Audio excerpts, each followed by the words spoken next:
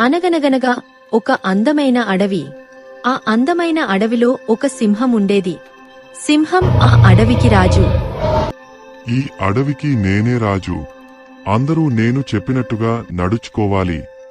అడవిలో అందరూ సింహాన్ని చూసి భయపడేవారు. తన గర్జనకు జంతువులు పారిపోయేవి.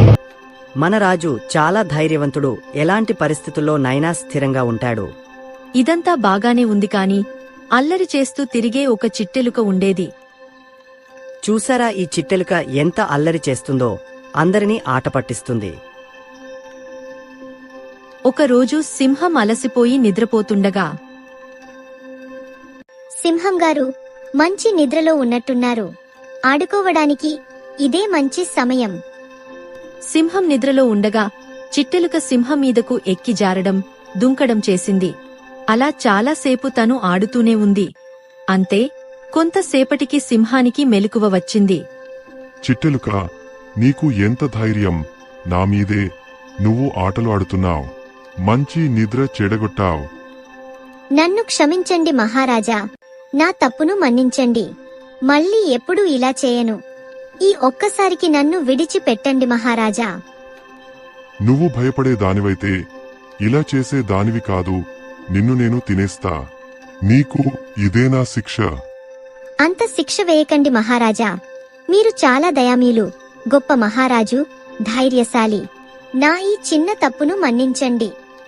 లేదు, నీ మాటలకు నేను కరిగిపోను. నిన్ను విడిచిపెట్టేదే లేదు. ఇప్పుడు నన్ను వదిలేయండి. మీరు నన్ను తిన్నా మీ ఆకలి తీరదు. మీకు ఎప్పుడైనా ఎలాంటి సహాయమైనా అవసరమైతే నేను మీకు చేస్తాను.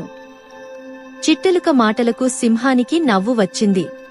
ఏంటి, నువ్వు నాకు సహాయం చేస్తావా? ఎప్పుడైనా నీ ఆకారం చూసుకున్నావా? ఇంత చిన్నదానివి నువ్వు నాకు ఏం చేస్తావ్? సరే, ఈ ఒక్కసారికి విడిచిపెడతాను.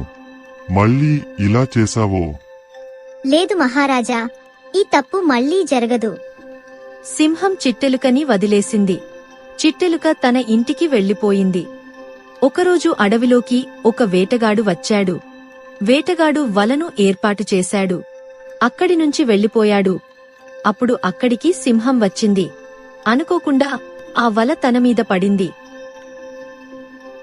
ఈ వలను ఎవరు ఇక్కడ పెట్టారు?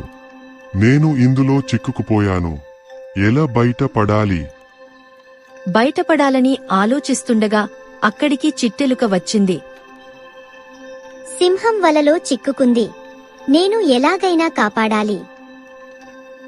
చిట్టెలుక వెంటనే తన స్నేహితులైన మిగతా చిట్టెలుకల దగ్గరకు వెళ్ళింది. అక్కడ మన మహారాజు వలలో చిక్కుకున్నారు. మనం వెళ్లి మహారాజును కాపాడుకోవాలి.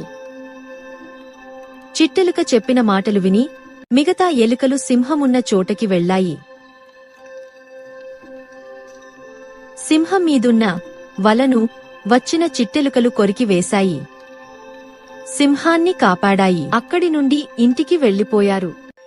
వేటగాడు వచ్చేసరికి అక్కడ ఉన్న వల ముక్కలు ముక్కలుగా పడి ఉంది. చిట్టెలుక, నీ తెలివితేటలతో సమయస్ఫూర్తితో నన్ను కాపాడావు. సమయానికి నన్ను రక్షించావు. నువ్వు చేసిన సహాయానికి ధన్యవాదాలు. అలా అనకండి మహారాజా, మీరు మాకు రాజు. మిమ్మల్ని కాపాడుకోవడం మా బాధ్యత. మీకు సహాయం చేస్తానని మాట ఇచ్చాను. ఇది నా అదృష్టం. చిట్టెలుక చేసిన సహాయానికి సింహం తన ఆలోచనలను మార్చుకుంది. ఆకారం చూసి అంచనా వేయొద్దని అనుకుంది. ఎవరినైనా తక్కువ చేసి చూడకూడదని అర్థం చేసుకుంది.